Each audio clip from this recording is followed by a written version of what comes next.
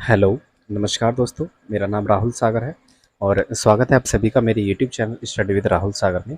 देखिए, एक another video KVS PRT interview की सीरीज़ से रिलेटेड। इससे पहले मैंने 3 वीडियोस बना चुका हूं, जिसमें मैंने आपको बताया कि किस तरीके से आपको प्रिपेयर करना है केवीएस पीआरटी इंटरव्यूज़ के रिगार्डिंग। और सेकंड वीडियो बनाया मैंने इंट्रोडक्शन के ऊपर, आपको किस तरीके से इंट्रोडक्शन तैयार करना है अपना। और थर्ड वीडियो की बात करूँ तो थर्ड वीडियो में मैंने आपको बताया था कि इंट्रोडक्शन से जो क्वेश्चंस बनते हैं आपसे, वो कहाँ कहाँ से क्वेश्चंस आपको देखने के लिए मिल सकते हैं। तो ठीक है दोस्तों, और आज जो मेरी वीडियो है वो है केवीएस के मतलब केवीएस के बारे में जितनी भी इंफॉर्मेशन है, आज उसको मैं सब सारी चीज़ें आपको प्रोवाइड कराऊंगा। ठीक है, कब इसकी स्थापना हुई, मतलब सारी जो चीज़ें हैं उससे रिलेटेड मैं आज आपको जानकारी दूंगा। ठीक है, कुछ प्रोसेस मैंने यहाँ पे लिख दी हैं, कुछ प्रोसेस जो होंगी वो मैं आपको मुँह ज़बानी बोल कर बताऊँगा, जो इतनी इंपॉर्टेंट नहीं है, मतलब इंपॉर्टेंट है बट उनको आप केवीएस की ऑफिशियल वेबसाइट पर जा करके देख सकते हैं। तो देखिए दोस्तों, तो चलिए शुरू करते हैं आज अपनी वीडियो। वीडियो की शुरुआत करने से पहले आप सभी से मेरी एक रिक्वेस्ट है, अगर आपने मेरा अभी तक चैनल सब्सक्राइब नहीं किया है तो प्लीज़ मेरे चैनल को सब्सक्राइब कर लीजिए और बेल आइकन को प्रेस कर लीजिए, ताकि जो हमारी आने वाली वीडियोज़ हैं उनको आप आसानी से देख सकें। तो चलिए दोस्तों, शुरू करते हैं आज का अपना वीडियो। केवीएस के बारे में जितनी भी इंफॉर्मेशन है उसके बारे में हम आज बात करते हैं। तो देखिए, केवीएस क्या है? केवीएस एक ऑटोनॉमस बॉडी है। क्या है?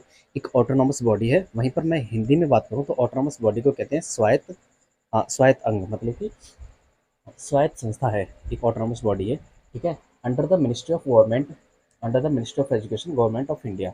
मतलब कि ये एक under the ministry of education, government of India एक ऑटोनॉमस बॉडी।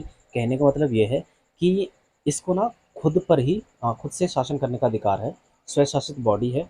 स्वशासित मतलब कहने का है, इस कोई भी व्यक्ति बाहर का इस पर कोई नियंत्रण नहीं कर सकता। ठीक है ना, ये खुद से ही अपना शासन करेगी, मतलब कि स्वशासित है ये। ठीक है, इसके इस्टेब्लिशमेंट की अगर हम बात करें तो इसका इस्टेब्लिशमेंट हुआ था 15 दिसंबर 1963 में। और जब इसकी इस संगठन की स्थापना हुई थी तो उस समय टोटल 20 स्कूल्स खोले गए थे, जिन्हें सेंट्रल स्कूल्स के नाम से जाना जाता था। ठीक है, और वहीं पर बात करें इनके इस्टेब्लिशमेंट में जो सबसे महत्वपूर्ण योगदान था वो था अहिल्याचार्य जी का। किसका नाम था? अहिल्याचार्य जी का, जो इस केवीएस संगठन के पहले कमिश्नर हुए थे। कौन थे? अहिल्याचार्य जी। जो केवीएस संगठन के इस्टेब्लिशमेंट में सबसे महत्वपूर्ण योगदान किस किस व्यक्ति का था? वो थे अहिल्याचार्य, जो केवीएस संगठन के पहले कमिश्नर थे। ठीक है, अथॉरिटी की बात करें तो अथॉरिटी क्या होती है? मिनिस्ट्री ऑफ एजुकेशन, मतलब कि इसके जो चेयरमैन होते हैं वो मिनिस्ट्री ऑफ एजुकेशन, जो फिलहाल में कौन है? डॉक्टर धर्मेंद्र प्रधान जी। तो उसके जो केवीएस के चेयरमैन है वो फिलहाल में कौन है? डॉक्टर धर्मेंद्र प्रधान जी। जो व्यक्ति जिसके पास मिनिस्ट्री ऑफ एजुकेशन होता है वही व्यक्ति केवीएस का चेयरमैन होता है। ठीक है, तो अथॉरिटी की बात करें तो मिनिस्ट्री ऑफ एजुकेशन, मतलब कि डॉक्टर धर्मेंद्र प्रधान जी।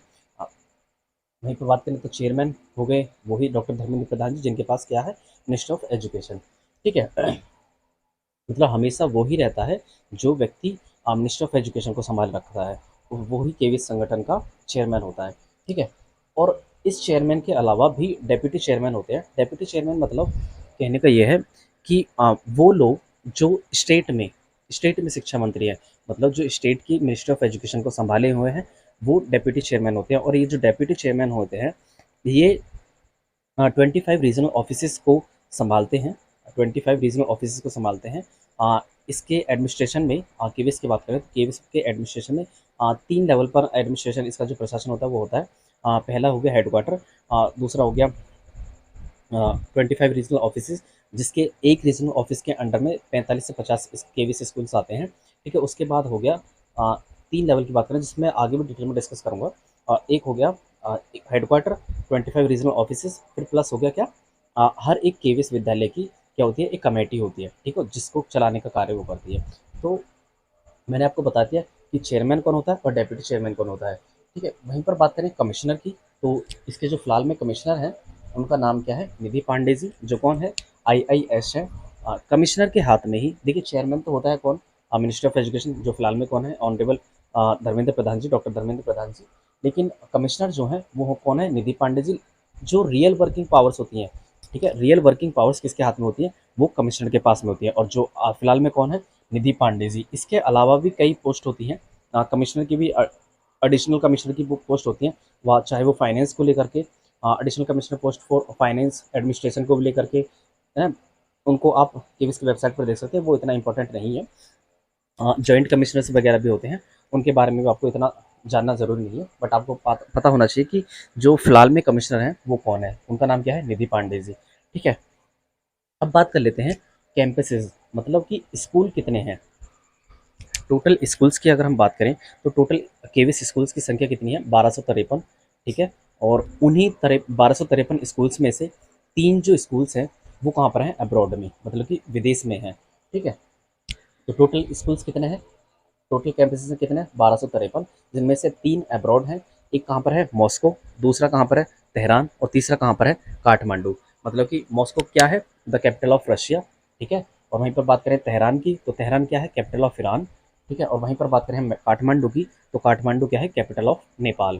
ठीक है, तो इन 3 जगहों पर, मतलब कि इन तीनों देश की राजधानियों में एक एक केवीएस स्कूल है। ठीक है, तो ये 3 अब्रॉड में है और 1200 कहाँ पर है? वो इंडिया में एग्जिस्ट करते हैं। ठीक है, इसके हेडक्वार्टर की बात करें तो हेडक्वार्टर कहाँ पर है? न्यू दिल्ली में। ठीक है, हेडक्वार्टर कहाँ पर है? न्यू दिल्ली में। स्टूडेंट्स की संख्या की बात करें तो करीबन 14.5 लाख अप्रॉक्सीमेट हम लगा सकते हैं कि 14.5 लाख जो बच्चे हैं वो केवीएस स्कूल्स में पढ़ते हैं। ठीक, अब वहीं पर बात करें एम्प्लॉयज़ की, जो यहाँ पर वर्कर्स हैं वो कितनी है? अप्रॉक्सीमेट 44,000 वर्कर्स जो हैं वो यहाँ पर काम करते हैं। ठीक है, इसके मोटो की देखिए, बहुत इंपॉर्टेंट क्वेश्चन यहाँ से बन सकता है। जब भी इंटरव्यू पैनल आपसे, मतलब इंटरव्यू पैनल आपसे ज़्यादातर यही क्वेश्चन देखेगा। 99% चांसेस है कि आपसे ये क्वेश्चन पूछा जाए कि केवीएस का जो मोटो है वो क्या है। मतलब मोटो कहने का मतलब कि ध्येय वाक्य, या फिर हमें हिंदी में अगर देखी जाए तो ध्येय वाक्य बोल देते हैं उसे, या फिर आदर्श वाक्य भी बोल देते हैं। ठीक है, तो केवीएस का जो ध्येय वाक्य है या फिर आदर्श वाक्य या फिर मोटो क्या है, तो वो क्या है? तत्त्वम पूषणम अपवरेणु। क्या है? तत्त्वम पूषणम अपवरेणु, जिसका अर्थ क्या है? हिंदी में अगर इसके अर्थ की बात करें तो इसका अर्थ है, हे सूर्य, ज्ञान पर छाए आवरण को हटाएं। और ये कहाँ से लिया गया है? हिंदू ग्रंथ, मतलब कि हिंदू उपनिषद ईशावास्योपनिषद से लिया गया है। कहाँ से? ईशावास्योपनिषद से, जो यहाँ पर ये लिखा हुआ है इसकी डिटेल। ठीक है, और जो केवीएस में प्रार्थना होती है, केवीएस में प्रार्थना की बात करें तो केवीएस में जो प्रार्थना होती है वो होती है अस्तो माँ सदगम्य तमसो माँ ज्योतिर्गमय। क्या है? केवीएस की जो प्रार्थना है वो भी आपसे पूछी जा सकती है। केवीएस में जो प्रार्थना होती है, क्योंकि आपसे ना वो इतना तो एक्सपेक्ट करते ही हैं कि जिस ऑर्गेनाइजेशन में आप वर्क करने जा रहे हैं, मतलब जिसको ज्वाइन करने जा रहे हैं, उसके बारे में तो आपको एटलीस्ट जानकारी होनी ही चाहिए। ठीक है, तो ये छोटी छोटी चीज़ें हैं जिनके बारे में आपको पता होना चाहिए। केवीएस में जो प्रार्थना है, चलिए बात करते हैं। केवीएस में जो प्रार्थना है वो क्या है? अस्तोमा सदगम्य तमसोर्मा ज्योतिर्गमय।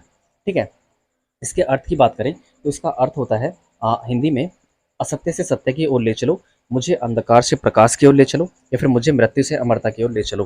क्या है इसका अर्थ? अस्तोमा सदगम्य तमसोर्मा ज्योतिर्गमय का अर्थ क्या है? ये नीचे जो लिखा हुआ है। ठीक है, एक बात और, एक बहुत ही इंपॉर्टेंट बात है। सीबीएसई का जो मोटो है अस्तोमा सदगम्य है। क्या है? सीबीएसई का जो मोटो है, मतलब जैसे जिस तरीके से केवीएस का मोटो है ध्येय वाक्य तत्वम पोषण अपावरणु, इसी तरीके से सीबीएसई का भी एक मोटो है, ध्येय वाक्य है, आदर्श वाक्य है, जो क्या है? अस्तोमा सदगम्य, जिसका अर्थ क्या है? असत्य से सत्य की ओर ले चलो। ठीक है, बजट की बात करें तो जो 2022-23 में जो बजट रहा था केवीएस का, वो कितना था? 7,650 करोड़ रुपए। इसके ऊपर भी आपसे क्वेश्चन बन सकता है। ठीक है, तो ये सारी चीज़ें होगी एक तरफ की। उसके बाद बात करते हैं हम विजन ऑफ केवीएस। मैं आपको थोड़ी देर में बताऊंगा, क्योंकि मैंने एक छोटी सी नोटबुक में छोटी सी इन्फॉर्मेशन लिखी हुई है। अगर आप इसे तो देख भी सकते हैं वहाँ पर केवीएस की वेबसाइट पर। मिशन के बारे में भी आपको थोड़ा सा डिटेल दे दूंगा। ठीक है, सबसे पहले बात कर लेते हैं एडमिनिस्ट्रेशन की, मतलब इसका जो प्रशासन होता है केवीएस का, वो कितने लेवल पर होता है। मैंने आपको अभी पहले थोड़ा सा छोटा सा ओवरव्यू दिया था कि एडमिनिस्ट्रेशन जो होता है वो 3 लेवल पर होता है केवीएस का। एक होता है क्या? हेडक्वार्टर। ठीक है, आप इसे देख सकते हैं यहाँ पर, हेडक्वार्टर। फिर उसके बाद रीजनल ऑफिस। इन रीजनल ऑफिस की जो संख्या है वो कितनी है? 25। ठीक है, उसके बाद हर एक केंद्रीय विद्यालय की अपनी एक कमेटी होती है, मतलब कि केंद्रीय विद्यालय कमेटी ऑफ ईच स्कूल। तो 3 लेवल पर इसका एडमिनिस्ट्रेशन फॉलो होता है। ठीक है, एक सेकेंड यहीं से बता देते हैं। हेडक्वार्टर पहले, जो सबसे बड़ा क्या है? हेडक्वार्टर। फिर उसके नीचे क्या क्या काम करते हैं? Regional office. फिर उसके बाद क्या है? केंद्रीय विद्यालय की, मतलब हर एक केंद्रीय विद्यालय की अपनी एक कमेटी होती है। ठीक है, तो इन 3 लेवल पर जो केवीएस संगठन का एडमिनिस्ट्रेशन फॉलो होता है। ठीक है, रीजनल ऑफिस की मैंने बता दी कि उसकी संख्या कितनी है? 25 रीजनल ऑफिस हैं। और इनके जो हेड होते हैं वो होते हैं डेप्यूटी चेयरमैन। और डेप्यूटी चेयरमैन कौन होते हैं?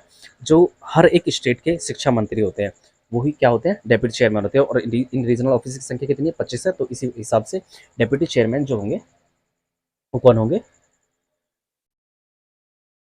डेप्यूटी चेयरमैन को जो होंगे वो कौन होंगे, अ, अरे एक सेकंड, हाँ, शिक्षा मंत्री, राज्य के शिक्षा मंत्री।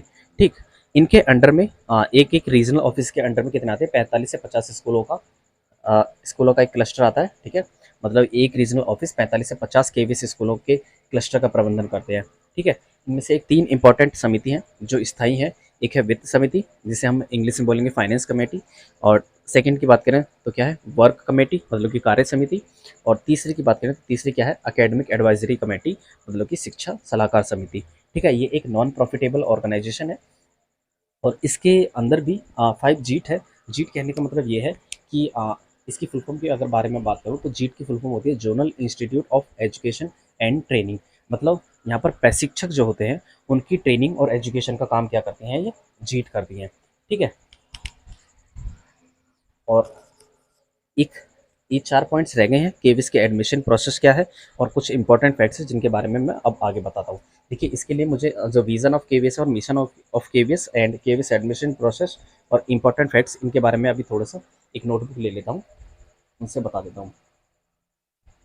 देखिए, हाँ, जो विज़न ऑफ केवीएस है, मतलब कि केवीएस का जो विज़न है वो क्या है, केवीएस चाहता है कि हाई क्वालिटी के एजुकेशनल एफर्ट्स के माध्यम से अपने स्टूडेंट्स में नॉलेज वैल्यूज़ को इम्पार्ट कर सके। ठीक है, और अपने विद्यार्थियों के टैलेंट को नर्चर कर सके, और उनके एंथुसियाज्म और क्रिएटिविटी को बढ़ा सके। ये क्या है, केवीएस का विज़न है। ठीक है, वहीं पर बात करें मिशन की, तो मिशन क्या है इसका, डिफेंस, पैरामिलिट्री और केंद्र सरकार के स्थानांतरणीय कर्मचारियों के बच्चों को एक समान पाठ्यक्रम के तहत शिक्षा देना।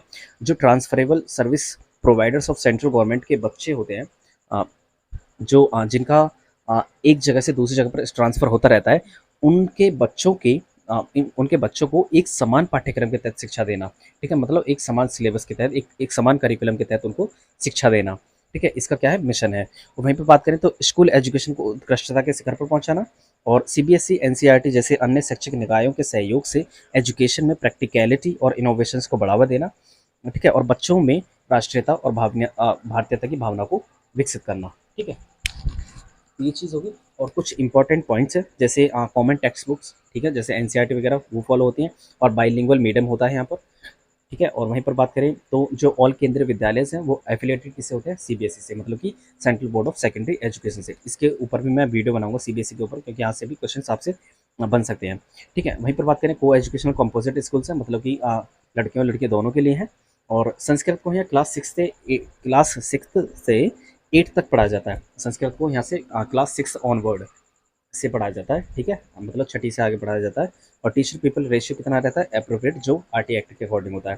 ठीक है, एससी एसटी और केंद्रीय विद्यालय संगठन के कर्मचारियों के बच्चों से कक्षा 8 तक सभी छात्रों और कक्षा 12वीं तक सभी छात्राओं से कोई ट्यूशन फीस नहीं ली जाती। कहने का मतलब ये है कि जो एससी एसटी के बच्चे होते हैं और जो केवीएस के कर्मचारी होते हैं, उनके बच्चों से जो छात्र होता है, मतलब बॉयज़ के लिए क्या है, कक्षा 8 तक कोई फीस नहीं है। वहीं पर बात करें गर्ल्स की तो कक्षा 12 तक कोई फीस नहीं है। ठीक, केवीएस के कर्मचारियों के बच्चे और फिर प्लस एससी एसटी के बच्चे। ठीक है, और ये हो गया क्या, मिशन के ऊपर हमने बात कर ली और विजन के ऊपर बात कर ली, और कुछ इंपॉर्टेंट फैक्ट्स के बारे में बता दी। अब केवीएस के एडमिशन प्रोसेस के बारे में बता देता हूँ कि जो केवीएस है वो किसको प्रायोरिटी सबसे पहले देता है। ठीक है, इसके बारे में हम जान लेते हैं। देखिए, केवीएस की एडमिशन प्रोसेस में अगर हम बात करें तो इसकी जो फर्स्ट प्रायोरिटी होती है वो किसके ऊपर होती है, केंद्र सरकार और राज्य सरकार के कर्मचारियों के बच्चों को। जो स्टेट गवर्नमेंट होती है और जो सेंट्रल गवर्नमेंट के कर्मचारी होते हैं उनके बच्चों को इसकी फर्स्ट प्रायोरिटी देते हैं, मतलब प्राथमिकता देते हैं उनके बच्चों को। फिर केवीएस के कर्मचारियों के बच्चों को, या फिर उनके ग्रैंडसन या फिर उनके ग्रैंड डॉटर्स को। ठीक है, पोते पोती। और वहीं पर बात करें डिफेंस, मिलिट्री, आर्मी के जो सर्विस प्रोवाइडर्स होते हैं उनके बच्चों को। तो पहले प्रायोरिटी किसे देते हैं, केंद्र सरकार या राज्य सरकार के कर्मचारी के बच्चे को, और डिफेंस मिलिट्री में लगे हुए कर्मचारी के बच्चों को, सर्विसर्स के। ठीक है, और केवीएस के कर्मचारियों के ग्रैंडसन या ग्रैंड डॉटर को। ठीक है, फर्स्ट प्रायोरिटी ये होगी। सेकंड प्रायोरिटी की बात करें तो ये सिंगल गर्ल चाइल्ड को भी, ये सिंगल गर्ल चाइल्ड को देते हैं क्या, सेकंड प्रायोरिटी, कहने का मतलब प्राथमिकता। और सिंगल गर्ल चाइल्ड में देखिए 2 जुड़वा लड़की भी आ सकती हैं। ठीक है, उन्हें भी शामिल किया जा सकता है। और वहीं पर बात करें जो थर्ड प्रायोरिटी होती है, थर्ड प्रायोरिटी किसकी होती है, वो होती है आरटीई एक्ट के अकॉर्डिंग जो 25% सीट्स का रिजर्वेशन होता है वो किस किस के लिए, एससी एसटी ओबीसी, ओबीसी मतलब कि नॉन क्रीमी लेयर वाले। ठीक है, और ईडब्ल्यूएस और BPL कैटेगरी वाले, मतलब कि बिलो पॉवर्टी लाइन कैटेगरी के नीचे, ठीक है, उन्हें 1 से लेकर के 8 तक कोई भी फीस नहीं देनी पड़ती। और काफ़ी सारी चीज़ें लगती हैं इसमें, birth certificate, caste certificate, government servant certificate, ये सभी चीज़ें हैं। और हाँ, क्लास फर्स्ट के लिए ऑनलाइन फॉर्म फिलअप करना पड़ता है, उसके बाद की जो प्रोसेस होती है वो होती है ऑफलाइन। ठीक है दोस्तों, आपको पता चल गया कि काफ़ी सारी चीज़ें मैंने आपको बता दी, क्या क्या क्वेश्चंस आपसे बन सकते हैं, सारा कल्चर के बारे में मैंने आपको बता दिया। और इससे अगली जो मेरी वीडियो होने वाली है, why do you want to be join why do you want to join KVS, इसके ऊपर मैं वीडियो बनाऊंगा और एक बहुत ही सटीक आंसर देने वाला हूँ उसमें, और बहुत ही अच्छे से, क्योंकि उससे जिस आंसर को मैं आपको बताऊंगा उसमें एक बहुत ही अच्छा इम्पैक्ट पड़ेगा इंटरव्यू पैनल के ऊपर। तो चलिए दोस्तों, यही थी हमारे इसकी वीडियो। आई होप आपको वीडियो पसंद आई होगी। अगर वीडियो पसंद आई तो प्लीज़ वीडियो को लाइक कर दीजिएगा और मेरे चैनल को भी सब्सक्राइब कर दीजिए और बेल आइकन को प्रेस कर लीजिए, ताकि जो हमारे आने वाली इसी तरीके की अपडेट्स हैं उनको आप आसानी से देख सकें। तो चलिए दोस्तों, लेते हैं हम आपसे अब विदा। Thanks for watching.